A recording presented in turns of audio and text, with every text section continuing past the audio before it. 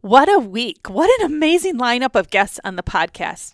Most of them we were able to make a video and put them on YouTube, but there was a few of them that we could only get the audio. So even though we only had the audio, we still put it on YouTube. So if you want to see some of the videos on YouTube, check it out. My YouTube channel is Cyndi Garza, Cyndi Garza.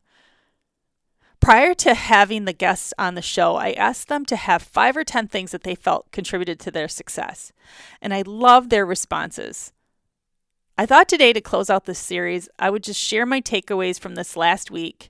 And then next week, I'm going to share some of my leadership lessons, I call them. 7-figure leadership lessons is what I refer to them as. And so often I hear people say, I'm not a leader. I don't need any leadership lessons. And my response is, you are leading the most important person in the world. You're leading yourself.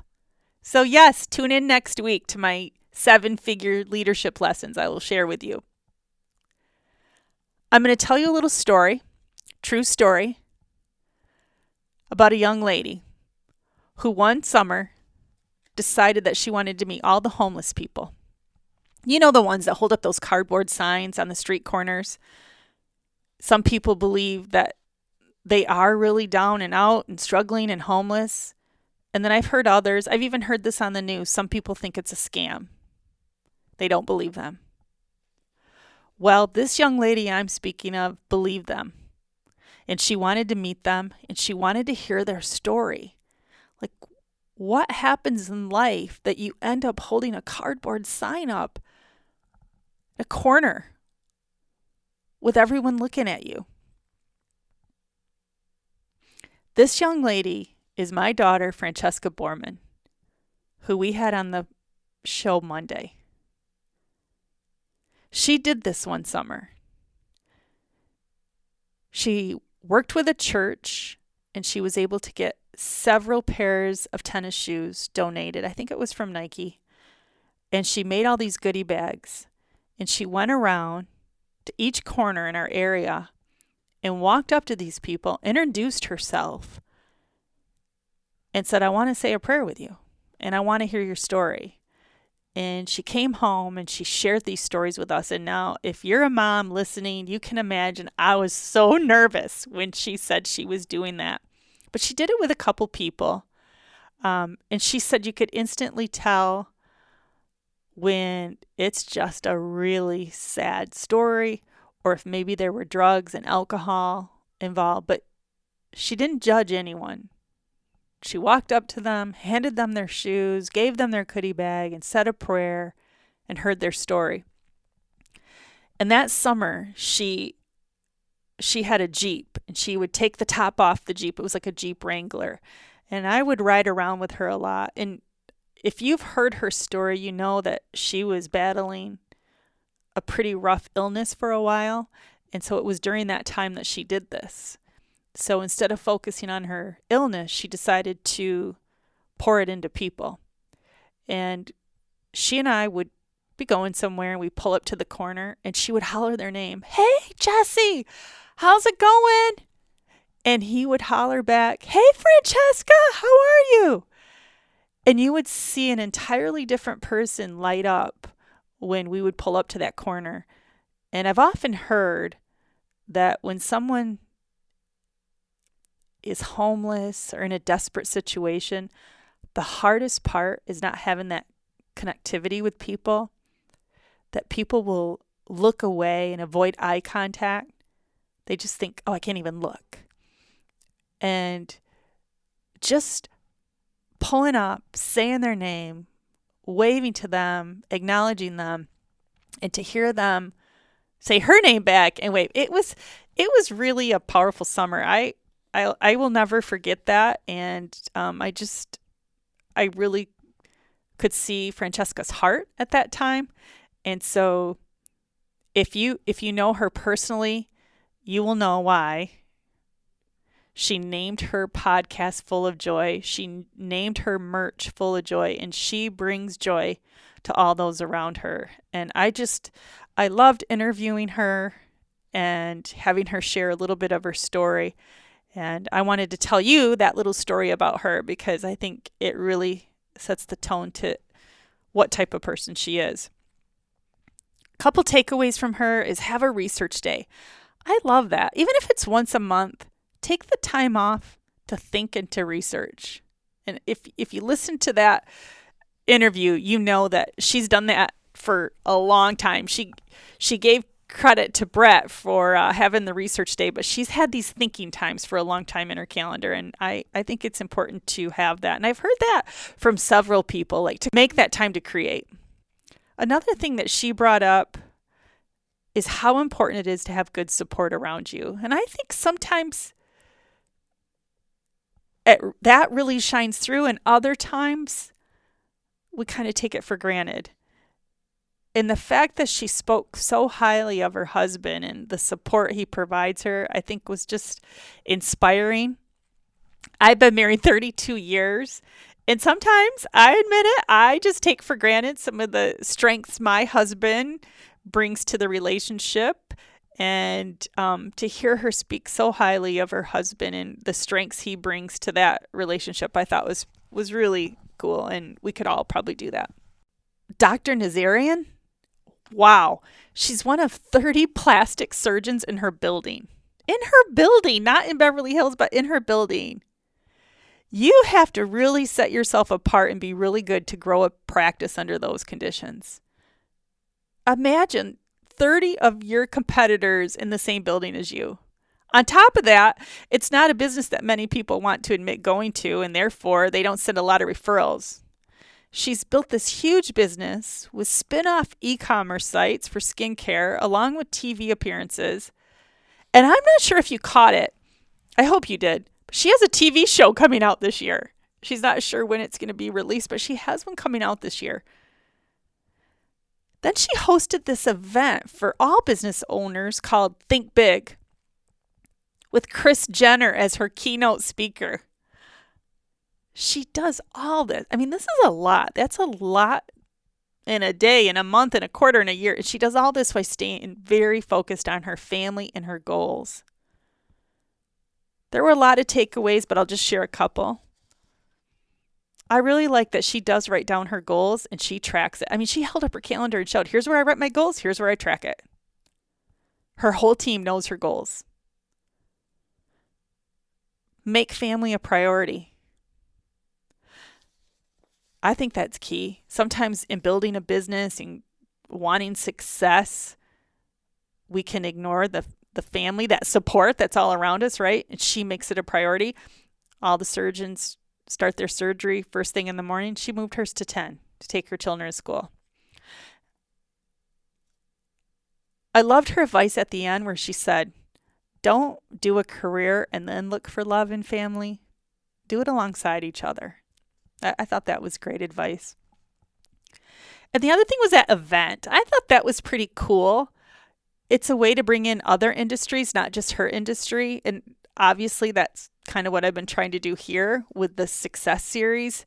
I am looking at putting together an event for next year. I'm really been inspired by these stories, and I think that's something that would be so much fun looking at that.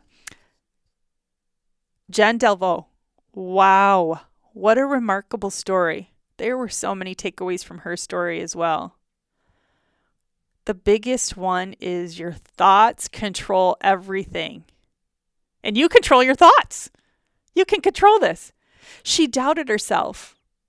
There's no way I can be a Beachbody coach. And then her thoughts changed when her husband was diagnosed, and there was no stopping her. I'm so fascinated by that because nothing changed with her. The circumstances changed, right? Where her husband's diagnosed with this illness, but her thoughts flipped in an instant. They just flipped in an instant, and there was no stopping her. So a little story around that. I was talking to a gentleman one day, and he was really intrigued with the Bill Cosgrove interview, which was last week. And he said, hey, would you mind texting me the link to the Bill Cosgrove interview? I said, oh, sure. And I accidentally sent him the link to Jen's. He said he and his wife were in the car, and he mentioned to his wife, hey, I really want to hear this interview with Bill Cosgrove. Would you mind if we listen to it in the car? And she said, sure. And all of a sudden, the Jen show starts, where I'm interviewing Jen, and she's sharing her story. And he said they were intrigued immediately, and they just began listening. And he said to his wife, "Oh, I'm sorry, it's not the Bill Cosgrove interview. Is that okay?" She said, "Don't you dare turn it off." She wanted to hear her story. Her father had cancer, and she could relate so much to Jen's story. Sometimes we're just meant to hear stories, and we're not sure why. But he thanked me later for sending that link, and he thought it was really good. He loved it. So share the links. People need to hear these stories. But Jen, I love her courage. I'm continuing to pray for her and her husband and her family. I was watching a little story she filmed on Instagram, and she's showing like her and her husband. She's really vulnerable with this, and I just love her for this. You can just see her heart. So she says to her husband, "I got a counselor today. I want to have some therapy." And he asked, "Well, why?" And she said, "Oh, because you have cancer and all that stuff." And his response to her was, "I allegedly have cancer." I love his attitude, her open transparency, all just wonderful. Julie Peters, Lady Boss Mama P. So I was putting her podcast up, and I emailed her and I said, "Julie, what title do you want me to use for you?" Because I see all these titles all over, and I'm not sure exactly her proper title she wants to use. And she replies, "Oh, I don't know. Let's just think of something fun." And I said, "Queen of the Universe." And she's like, "That will work." And I said, "Well, let's change it just a little bit." And I just love that about Julie. Here she was, a preacher, later went on to build this multi-million-dollar online wellness business. And over through the interview, she said, so important to her to have fun. I love that. I think she's right, though. I know personally, I can get so focused on tasks and goals and forget that I need to have fun. And once I stop and think about it, I definitely do enjoy it more. If I kind of have that mindset in the morning and I think about it, it's a much better day. I really pulled from her that we don't have to work harder, just smarter. Make sure we're enjoying the journey. I also love how strong her faith is. You feel the love from her when you talk to her, and you can really tell she has this great relationship with God, and it keeps her grounded on so many levels. I loved the little story she shared about when her daughter has a problem. She's like, "Put your boots on and we're going to walk it out." Typical mom answer, right? I love it. She's such a giving person. And she mentioned she noticed me at this conference and felt my energy. Well, I felt the same about her. I have said over and over the last few years to add to your sphere this year. I've spoken to so many different people, and they've changed my world, and they've inspired me in so many ways. I've also talked to a lot of people recently. We've been talking about, what's your word for the year? What's your phrase for the year? And several people have told me it's connecting. And I think it's kind of funny because I'm talking to them, and maybe we're circling back from old relationships and connecting, and they're really living up to their word. They're connecting. And so I just encourage you, even if that's not your word, keep connecting. You'll meet the most amazing people. Shanda. Wow. What a story of heartache. The way she grew up, the abuse. Oh my gosh, when she was talking about her stepdad and hurting her, beating her, and her legs bleeding. She considered being a stripper. Now she has this business that's approaching 8 figures. What a story. My takeaways were this woman has drive, and you can feel that vibration around her. She didn't have anything handed to her. She had to work hard for every bit of it. The story she shared about 19 failures in 2019 gave her the courage to get out of her comfort zone and triple the business. She figured out exactly what mindset she had to get into to get out of her own way, and that was to focus on failures. It kind of reminded me of Sarah Blakely, the owner of Spanx. If you follow her story at all, she always shares that growing up, her dad, at the dinner table, every single night, they had to share a failure that they had that day. And she said growing up, that really gave her the courage to get out of her comfort zone and do things because she had to share a failure every night. I wish I would have heard that years ago with my children. Would you have enough courage to allow yourself 20 failures this year? I mean, big failures? I don't know if I have that courage. I don't know if I could focus on that. Let me know if you could. I would be curious. Tracy Rich. She's a loan officer with Union Home Mortgage, a multi-billion-dollar national. She began working for Union Home Mortgage in 2018. In 2019, she took the #1 spot. And as many of you know, I am Vice President of National Production for Union Home Mortgage. And let me tell you, she came in so quietly and knocked every single legacy partner off their seat and went for #1. I mean, there was a big stretch between her and second place. So she had such high sales close volume. It's just amazing. Quick story too. Throughout the years, as I was growing my team, we never had any money for advertising, for marketing. And if we did have any little extra, we put it into events where we could invite people to it and get to know them. She still operates that way today. She doesn't advertise. She's really not on social media, but she pours herself into her people. She loves them. They send her referrals because they like her, they know her, and they trust her. Like, no trust. We've heard that classic for so long, and it really still applies.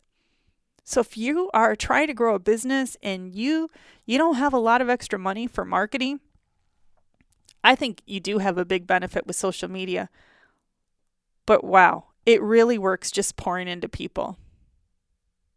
I've seen over the years so many people caught up in a way an ad looks or the words in the ad or even business cards. Do you still hand out business cards?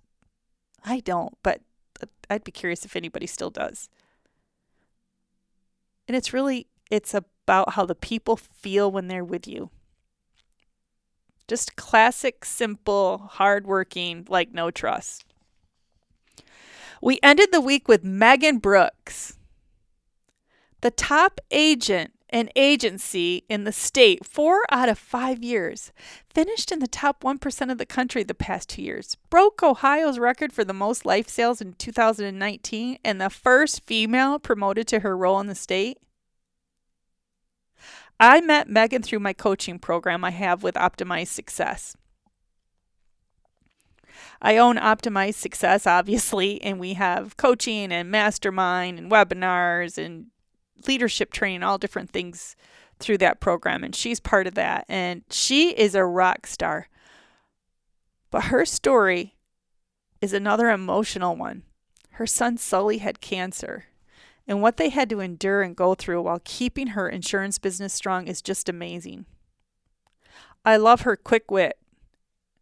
She just always has me laughing. Megan also had some great takeaways with building the relationships, keeping close with her customers. I think or her clients. She did talk a lot about words, using the proper words rather than a quote, calling it a proposal. I thought that was ideal, and I know that the words do matter. She's also a really good listener. She talks with her customers, but she's listening and picks up little things that they say without them even realizing it. And she finds little gifts, sends it on, so they know she's thinking of them.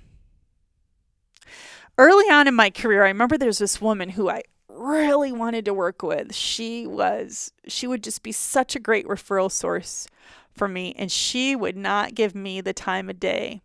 She was very established, doing extremely well, and I don't even know if she knew my name.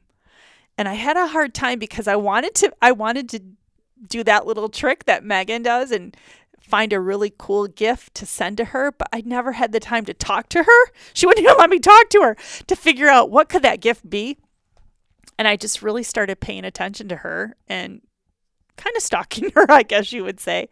And I noticed she always wore headbands, really cute headbands. So I drove around to all these special boutiques and I wanted to find her the most beautiful headband I could. And I found it, and I remember it had pearls all over. I just loved it. It was beautiful. And then I wanted to find this really special box with very nice satin cloth inside it. Put it all together and had it delivered to her office. I would say maybe within 24, 48 hours, I had her business. And sometimes it's not that easy. But she really couldn't believe I took such an interest. I mean, there was a lot building up to it. We say it's the headband. It was probably my 6 months of relentless follow-up with her. But those little things where you're paying attention and you're noticing, you're taking an interest, they can have such an impact on people to help bridge that relationship. I did notice a common theme among my guests today. A lot of them had big challenges they had to face. Illness, family illness, abuse, and so many other things, but they persevered and made it. And then they were so generous with their time, making sure they give back when they can and serve others. I hope you enjoyed this series as much as I did. I loved getting to know all of these people a little bit better. I have some great ideas, and I just want to thank you again for all the kind comments, for all the private messages. I've even received personal handwritten notes from people that it's changed their life. So thank you so much for that. It means a lot. Tune in next week where we share the 7-figure leadership lessons, and we'll continue to grow and build. I wish you much success, and God bless.